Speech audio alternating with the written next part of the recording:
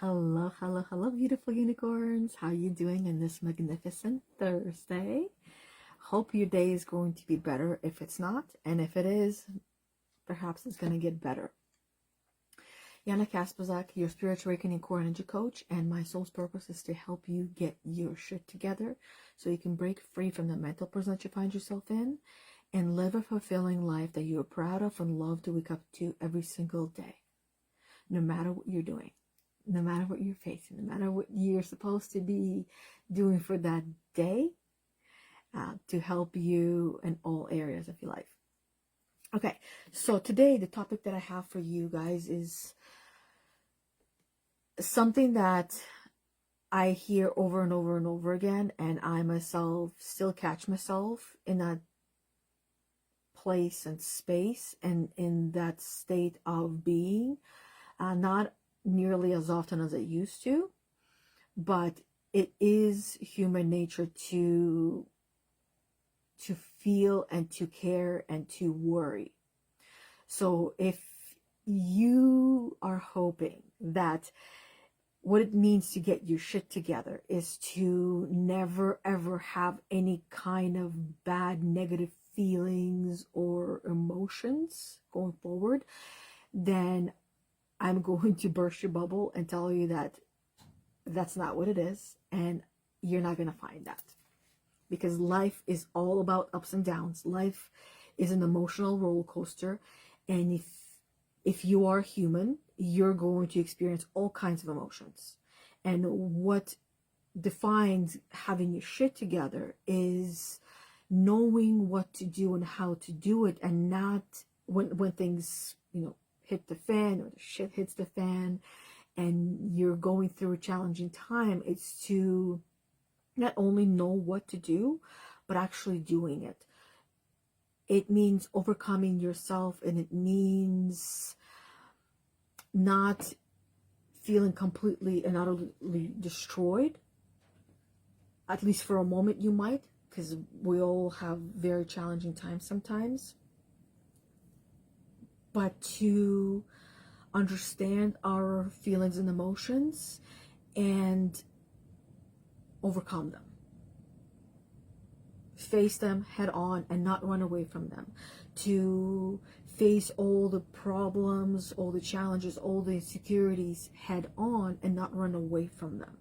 To face our fears, to face our gremlins, to face our imposter syndrome or imposter, to face ourselves, which is one of the scariest things for most humans, unless they have learned how to face themselves, and then they're good, they got their shit together. So today's topic is, for those of you, I'm going to ask it as a question: have you ever felt judged for your actions? And what we're going to do is we're going to break down those misconceptions into 11 things.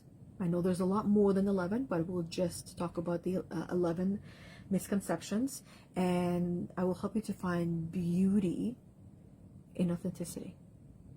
It is incredibly beautiful being authentically you, and it is incredibly liberating and freeing. Liberation means freedom, feeling free and not feeling trapped and in your mental prison where it just feels like torture.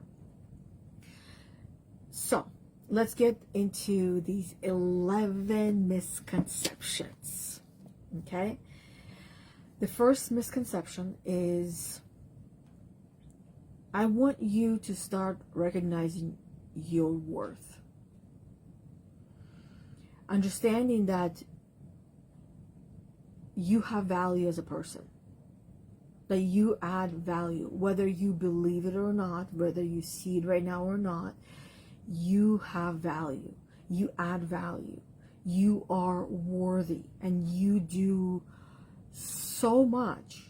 And because you do so much, this is one of the biggest reasons why you might find yourself feeling like you're not doing enough. It's almost like the thoughts that come to mind is when you go to the gym and you over exercise and you do a lot, that the next day when you go back to the gym and you're not doing the same amount of exercise, or might not feel like you're doing the same, feels like you're doing less, even though you might be doing the same or more, that you're going to start to compare yourself in a negative way to that previous version of yourself.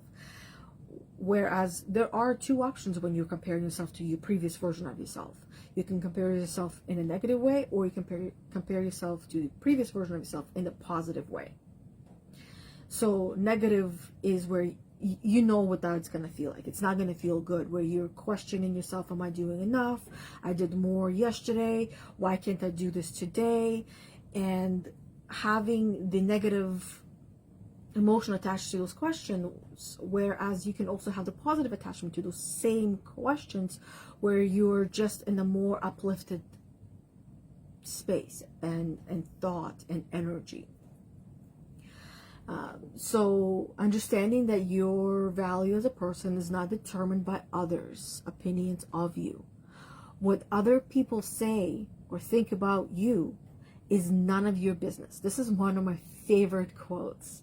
And I remind myself this quote whenever I catch myself going into that rabbit hole. I'm a human being. I still catch myself going into that rabbit hole, thinking or worrying about what somebody else thinks or says about me. And I remind myself that what they think and say about me is none of my business. And if I want to make it my business, I can make it my business. And then, is this the business that I really want? Do I want to invest my energy and time into this business? No. So why would I continue down that downward spiral? I don't. It just helps me to get out of that space. And I'd love to hear what has helped you in the past when you were in over your head, and you thought and you worried and you feared of what everybody else thought about you, said about you, about their judgments based on your choices, based on your actions. What helped you to come out of that space? Because you've been there, you've done that, you know what has helped you, and that is one of those things that can help you now. Sometimes it might be something different that can help you, but more often than not, it's something that has helped you in the past that can help you again. So I want to hear what those things are that have helped you in the past. So also, this is more so a reminder that it is your birthright to feel worthy and loved. You are worthy. You are loved. It is inherently yours. But that fear of what others think and say about you is where you can find that energy leak within you. And only you can put a band-aid over that energy leak. And we know that band-aids don't last, which means that only you can go within and really uncover this wound and see what this wound is to understand it fully. It's like getting an x-ray. If you could get an x-ray of your body and see what is wrong inside of you, what kind of thoughts and feelings and emotions you have, and what stories are attached to each and every one, it'd be great, wouldn't it? Because then the doctor can easily tell you exactly what you need to do to fix them. But that is not the reality.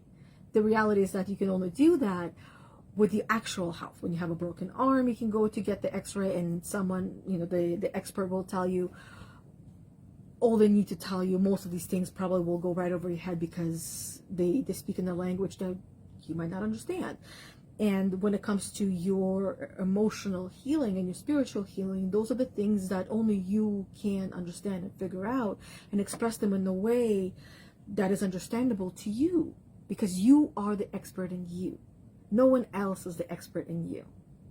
Only you are. And when you take the time to uncover what those blocks are within you and go within, this is when you really start to heal and not continue to put a band-aid over something that continues to come back out for you.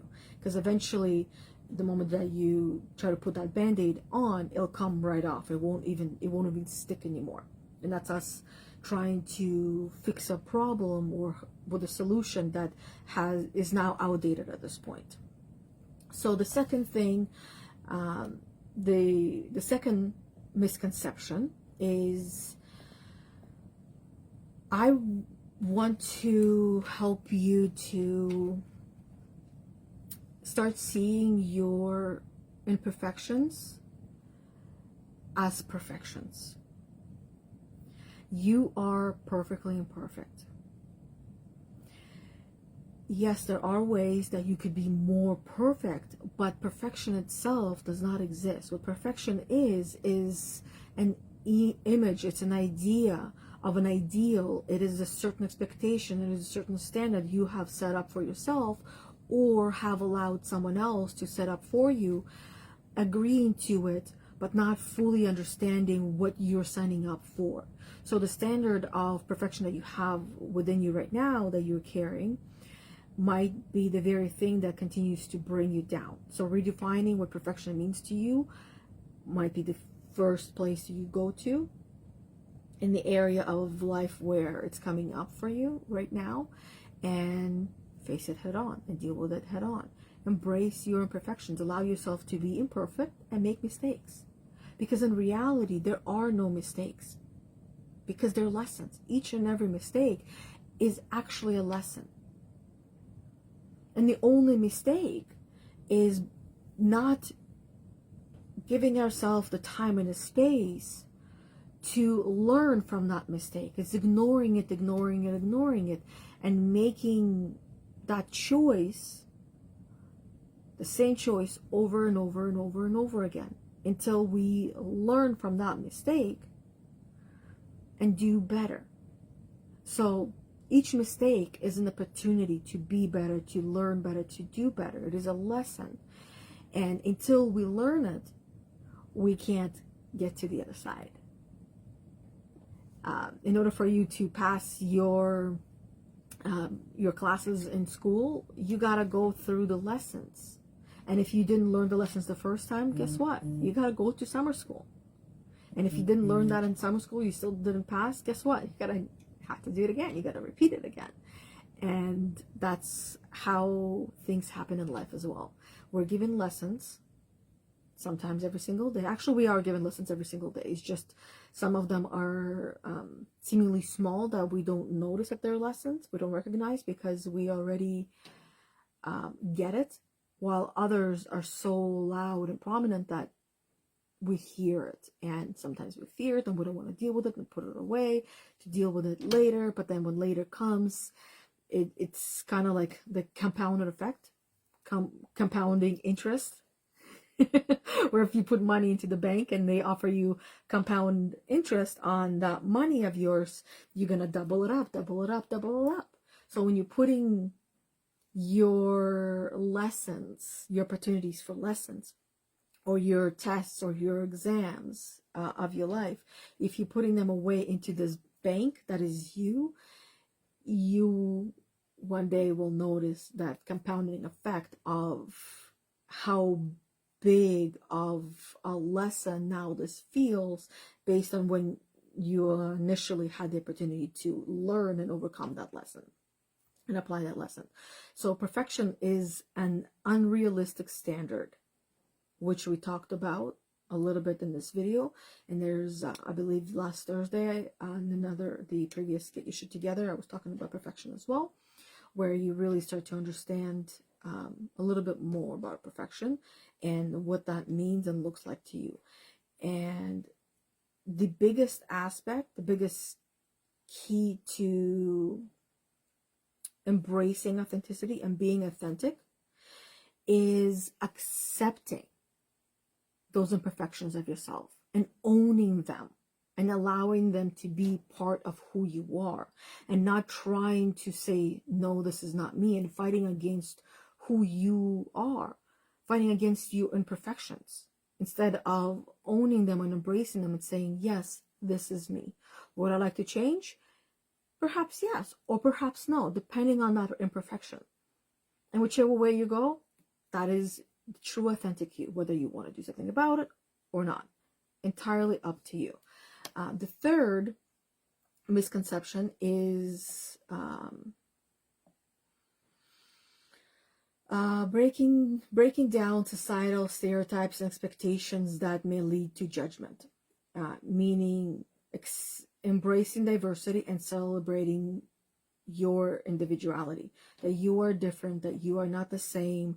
And it's really challenging the status quo, challenging the stereotypes that are floating around about who you're supposed to be. I talk about the good girl mold quite a bit, as this is one of the biggest things that I help women to uncover and heal from and overcome, and reframe and rewire as well, of this good girl mold that they have. And it fits perfectly well into the stereotypes, into a certain kind of societal expectation that each and every one of us has gathered over our lifetime, that this is who I am, this is who I'm supposed to be. And if I'm not being this way, then I'm a bad girl, then I am a failure, then I am not good enough, that I don't fit into society, that I'm going to get punished. Good girls, often one of their biggest fears is authority figures. That is someone who you see and perceive as being above you, whereas in reality they're not, but you see them as being above you and having some kind of power over you. That could be your partner, your spouse in your relationship. That could be your parents. That could be a certain friend, or maybe a couple of friends that you have. That could be your grandparents. And then, of course, the actual authority figures. So teachers for some, police, hospital, doctors, nurses, someone who has maybe even a higher social status than you, that you could see them as authority figures. And this is where you will retreat into your default mode, into your default programming. And that becomes, once you become aware that you've just retreated back into your shell, that is your opportunity to do something different than what you're used to doing. If you're used to retreating, instead of retreating, stand your ground. If you're used to becoming quiet and not speaking up, not saying what you actually want to say, then instead of doing that, speak up. Say what you want to say, and in however way it comes through, allow it to just get out instead of keeping it trapped within you. That's not going to serve you, and it's not going to serve the other person as well. Yeah. Now, of course, you know how to speak to whoever you're speaking with, and being respectful within that. We're not here learning how to attack the other person, but learning how to speak your truth in the most authentic, calm, and peaceful and loving way for all involved, especially for you. Because you know yourself that when you experience a higher state of anger, that it does not feel good, and it ends up actually draining you quite a bit, and you don't like it, you don't enjoy it. So why continue to do it? Because anger itself and being a fighter by nature is catabolic energy, and it destroys the system. It affects our mind, it clouds it, it takes our energy away, it makes us feel tired and sluggish. Yes, in the moment it might feel good, but the reason why it feels good is because you get that energy from your body. It's like fight or flight. When you are fighting, what happens to give you that energy is that it attacks, it takes that energy from your actual body, burns your healthy cells, healthy muscles, and gives you that burst of adrenaline and energy so you could fight off a bear. But afterwards, you feel like you just survived a war and you feel drained.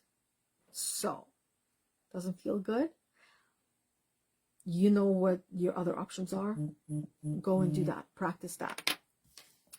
I also want to take a peekaboo at my comments because I don't see anything on my phone and I feel like there are some. Just to make sure that that I'm not missing anything. Come on, open up. There we go. Come on. Mute. There we go. Okay, so I have that open just to make sure I don't miss anything. All looks good, and other than that, let's go on to the fourth one.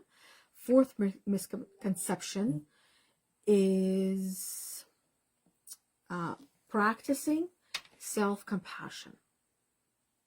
And this one is a big one. Instead of punishing yourself and beating yourself up and talking down to yourself, talk yourself up. Make yourself feel good. Talk to yourself as if you're talking to your best friend. And your best friend is down on the ground, feeling completely defeated. How would you talk to her? How would you approach her?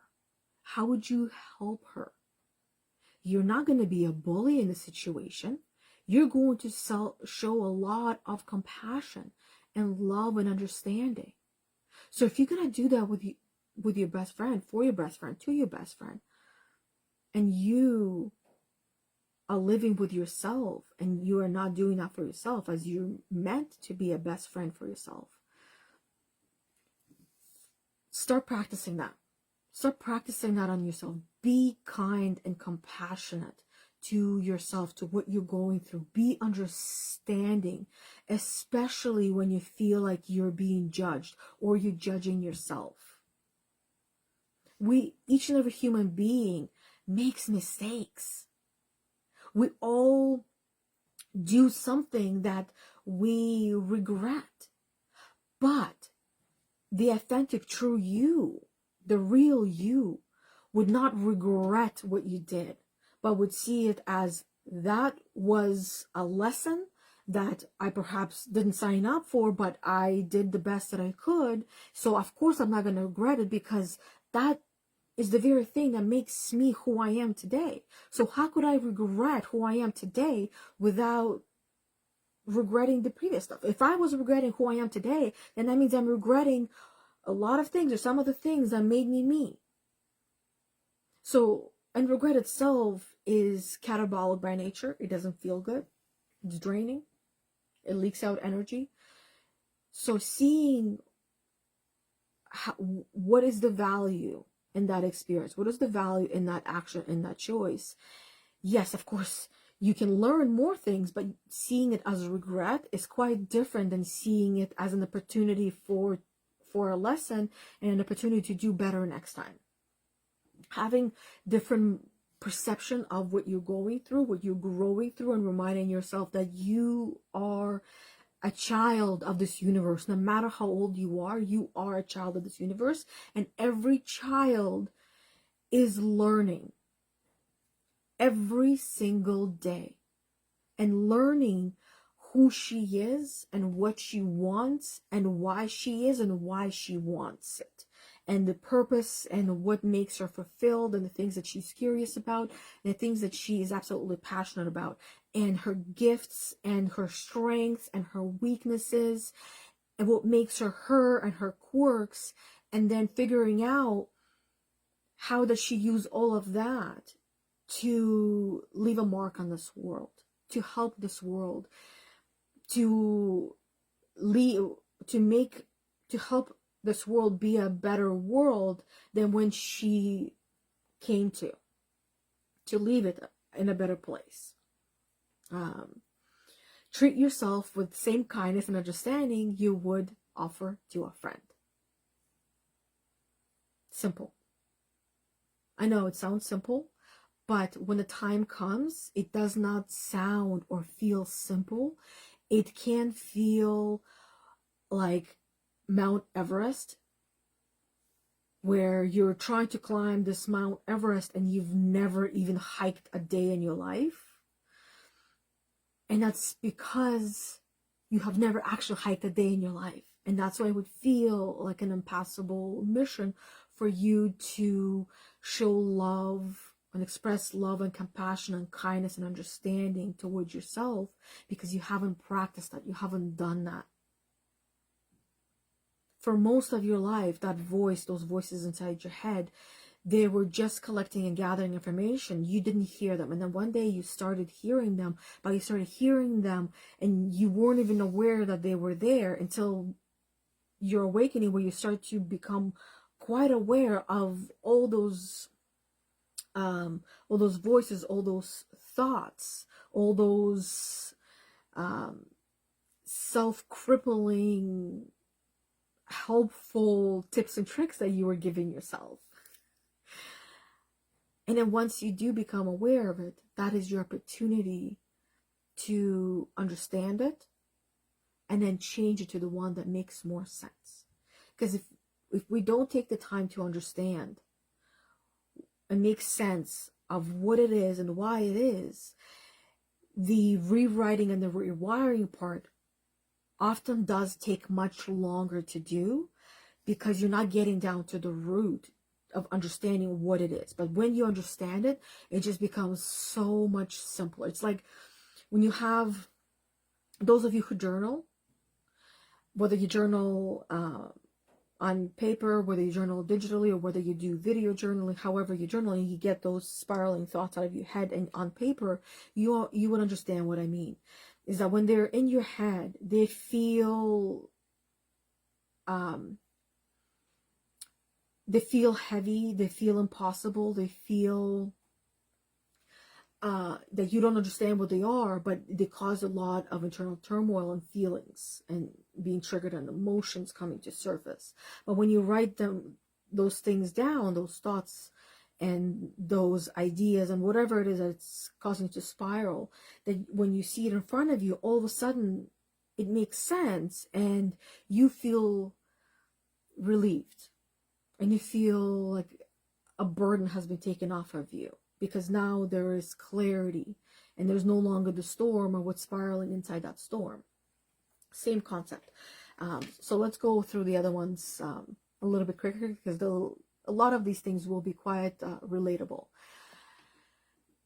Valuing your own unique personal voice, your way of thinking, your way of seeing things, your perception, recognizing that the power of your unique perspective and your voice is valuable and it is existent, and it is important for you to express it without waiting for permission.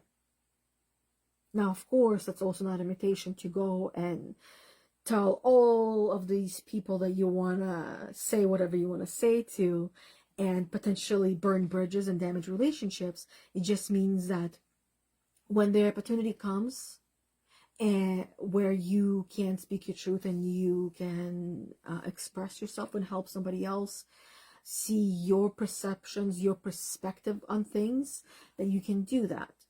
But at the same time, not being trying to think of how to put it in a short way, that don't go and start giving your opinions and thoughts and ideas on everything to everyone when you have not been asked, because in the end you can feel burnt by, here I am trying to help you and you don't want it.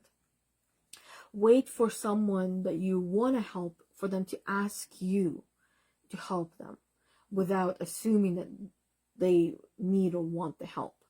More often than not, people just want someone to listen to them without trying to fix their problems. they themselves might not fully even see it as a problem. So value your unique voice. Your experiences and insights are valuable contributions to the world. I always recommend everyone to wait for an invitation, but you know your relationships better than everyone else around you, definitely better than I do. So only you know how to approach a relationship, how to approach the conversation, or start a conversation, or end a conversation. And that's not something that someone can do for you, or tell you exactly what to do or how to do it. Only you do.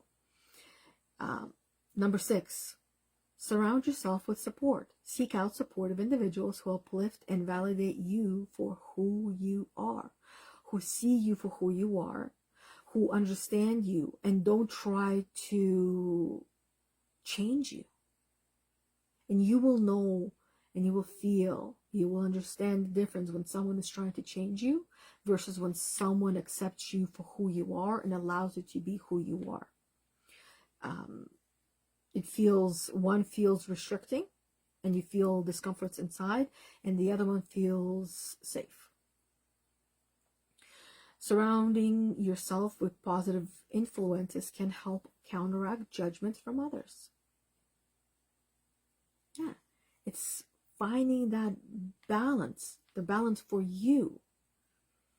If you spend time with negative people or negative person, sometimes you got to counteract that by spending time with one positive person, with 2 positive people, with 3, depending on you, your journey, who you are, and the weight of that negativity versus the lightness of the positivity from those individuals or individual.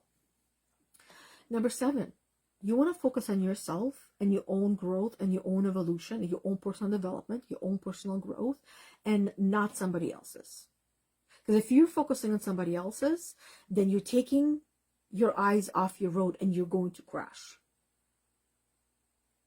You're going to crash. It's like driving a car and you looking in the other lane and seeing where that person is driving.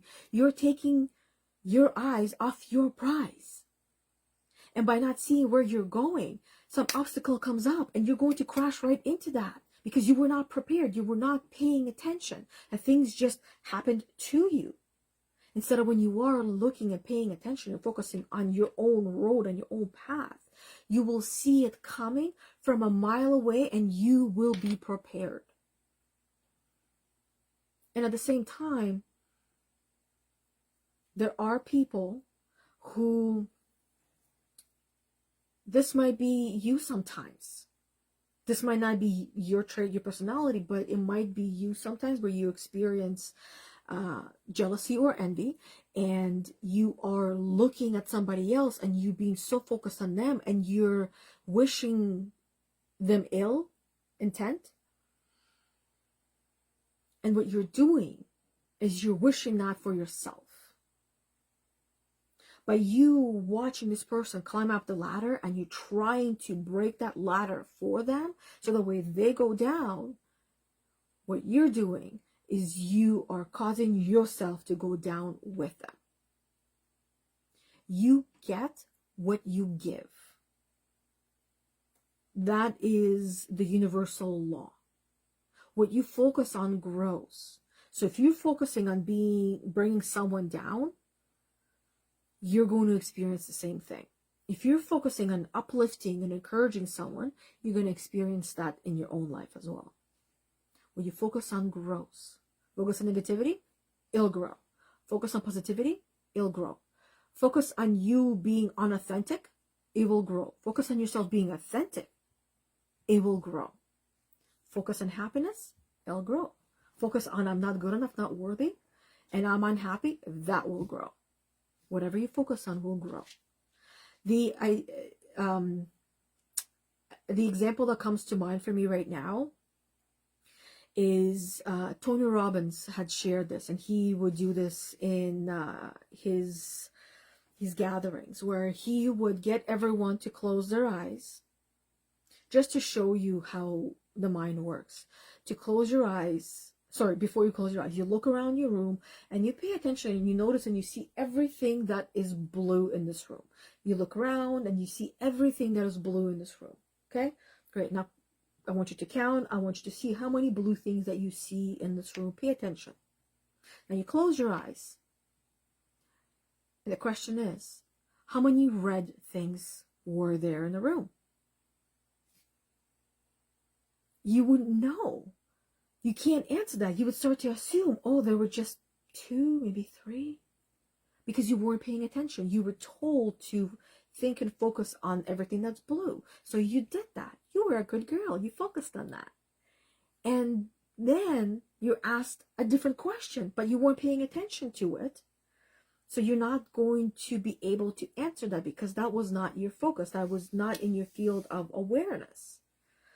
And what we focus on will grow, because then if the question was asked, how many blue things did you see after you closed your eyes?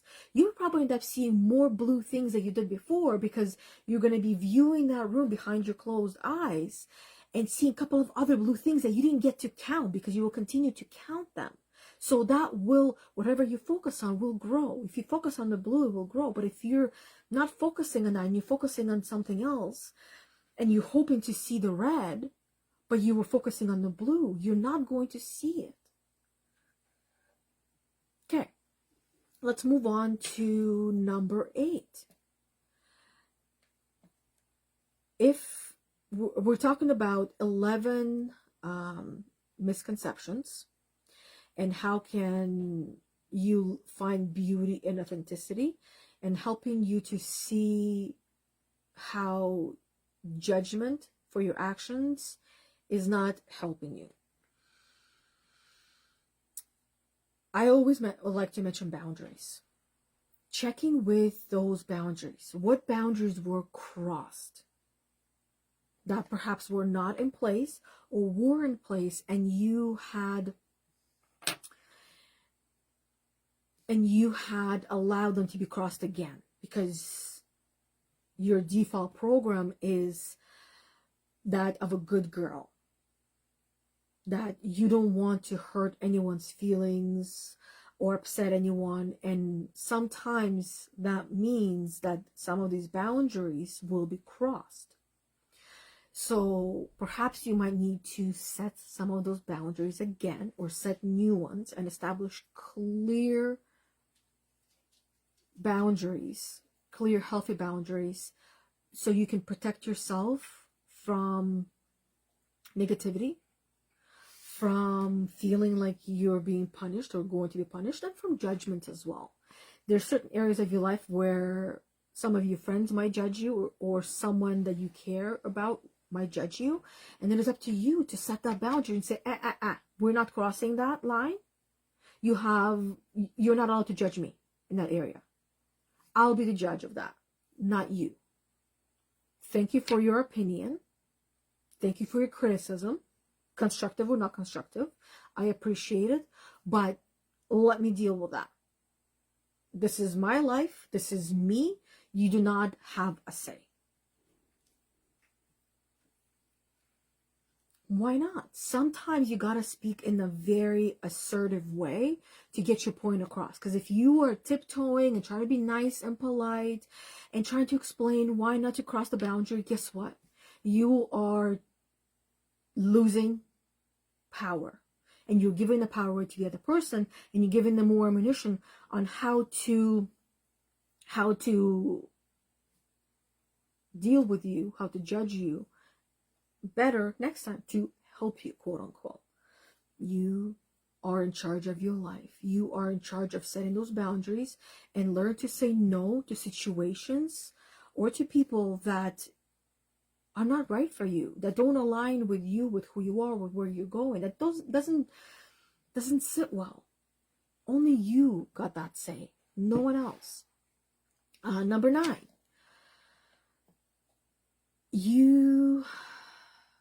All of us have vulnerabilities. All of us have things that we have experienced that were hard for us, that make us feel like we are not good enough. All of us, every human being. And some people have learned how to be vulnerable and find strength within that vulnerability, while others are finding it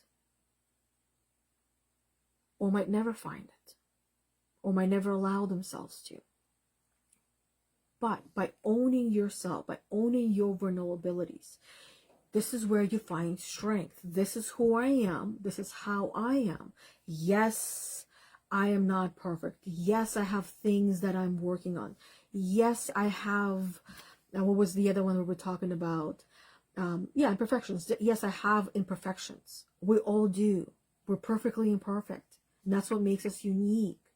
That's what makes us beautiful at our core. So the word creativity comes to mind because I see there's a spider in this room that's crawling around, that's missing one of his long front legs. It gets me thinking, because spiders are creativity. Spiders also, you can look into with spiritual meaning of spiders or when you see them, especially when you see their webs. But I don't put, especially this one, this is a house spider. I'm not going to put it outside. I just let it be. It's not hurting me. It's not hurting anyone. It keeps the house clean and eats all the bugs that we don't need. So it's there. And the cats don't even care for spiders. Cats are spoiled.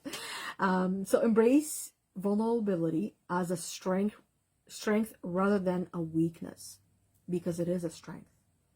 You have gone through something challenging and tough and perhaps traumatic in your life.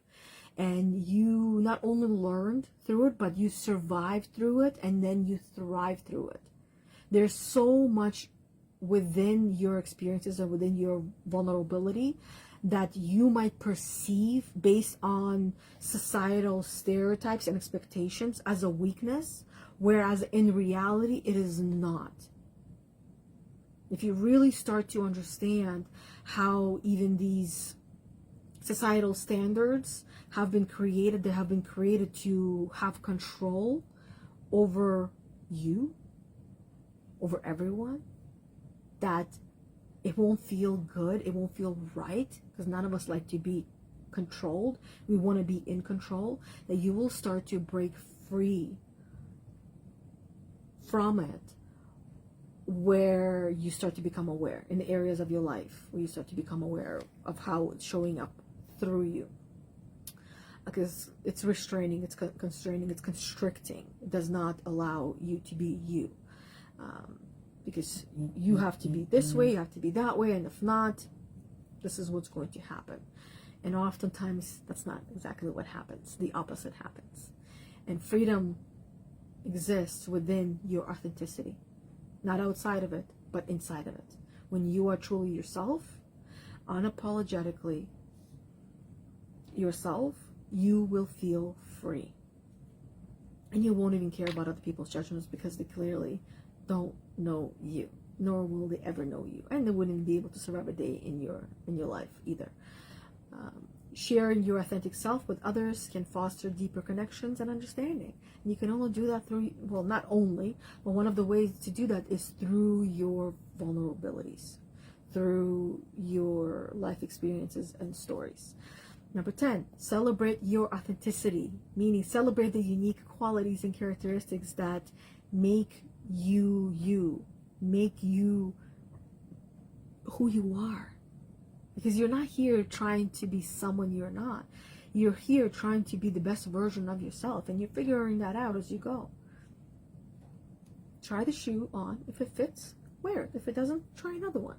Embrace your authenticity and take pride in being true to yourself, being true and authentic to yourself, for yourself. And that will shine brightly throughout. Number 11, you got trendsetter comes to mind. So leading by example. If you want people in your life to be authentic, you can't expect them to be authentic to allow you to be authentic and the true you. You gotta be the one to do it.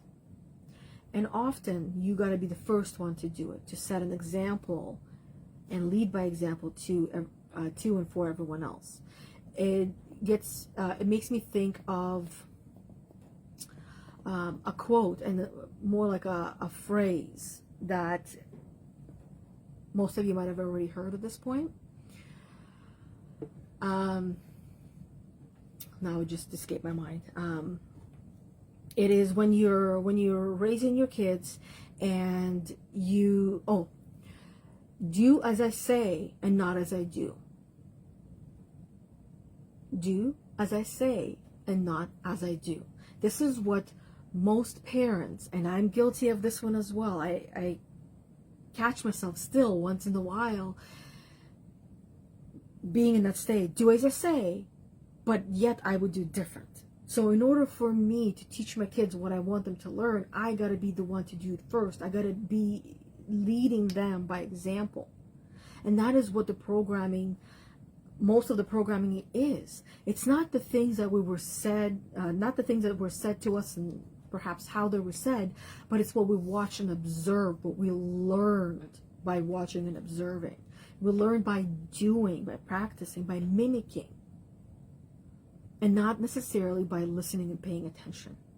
When you go to school, there's a reason why when you go to a math class and you are being taught how to do algebra as an example, and whatever the problem might be on, as your teacher is teaching you, the way that you're going to learn is by doing that math example yourself, by writing it down, and then trying another one that is similar to that, practicing it, mimicking it, getting comfortable with it.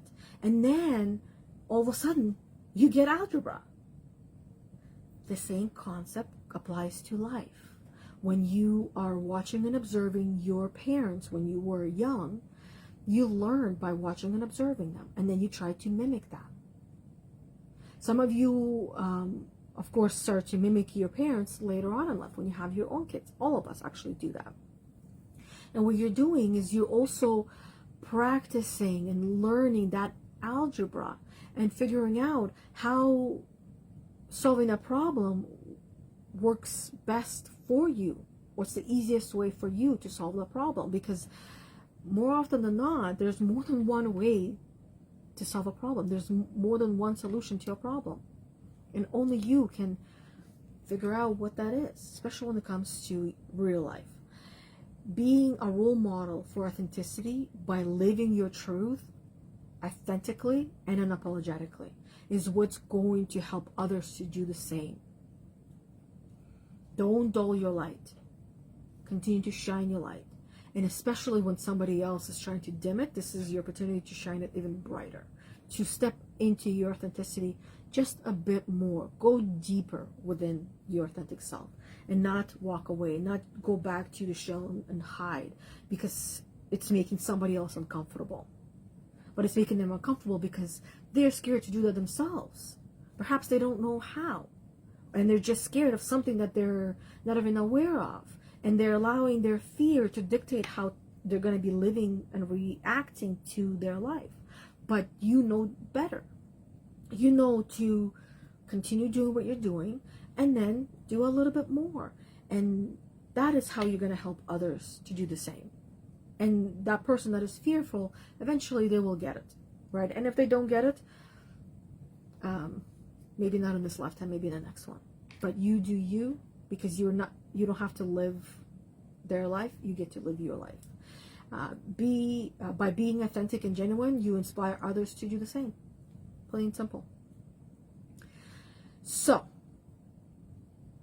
you can create a greater sense of self-acceptance and resilience and empowerment through these 11 points to help you own yourself, to help you understand yourself more, to help you give a lot less fucks to what anybody else thinks or says about you, because that is their assumption, that is their interpretation, and that is their cross to carry and not yours, unless you choose to carry that cross for them, and that becomes your choice. Conscious or unconscious, the choice is yours. Most of the time it's going to be an unconscious choice, and other times it will be a conscious choice. But pausing, reflecting, is what is going to help you to become more conscious and aware of your entire life. It's kind of like that example. Look around and see everything that's blue around you. So if someone is being negative in your life and you want to balance that out, I want you to pause and reflect on everything that is positive in your life to remind you of what's good and not what's bad. Because that's who they are being right now. This is how they're living their life in a negative state, but you don't have to join that parade. You can choose to join your own parade of positivity and then spend time with positive people to help deepen that or have more fun on that parade of yours. Anyways, that is all that I have for you today for Get Your Shit Together with myself, Yana Kasperczak, which is a weekly live guidance in this Facebook group called Heal the Unicorn, Emotional Healing and Spiritual Growth for Women. So if you're not part of this group yet, come and join, check it out, and see what golden nuggets we have in here for you. This is not the only video that I do in this group. And as well as those of you who are in this group, in this community already, and we are not friends on Facebook, I invite you to send me a friend request so we can be connected on Facebook. So you get to see you get to see and get a notification whenever I go live. So that way you don't miss any of these and you don't have to set reminders on your phone of when I am going live with these weekly live guidance videos for you all. So other than that, I am all talked out. It is time for me to go and have my lunch and enjoy it in the peace and quiet of my home right now. The kids are at school. And until we see each other next time on Monday, 10:30 a.m. Eastern time, where I will be going live in this group for a weekly card reading that I do, or next Thursday, same time, 11:30 a.m. ish Eastern time. Everything is at Eastern time, with another one of these live guidance videos of Get Your Shit Together with Yana Kasperczak. So yeah, that's it. I hope you have an amazing rest of your day. I'll be looking through the comments and responding to them afterwards. For now, I am done. Until next time. Bye, everybody.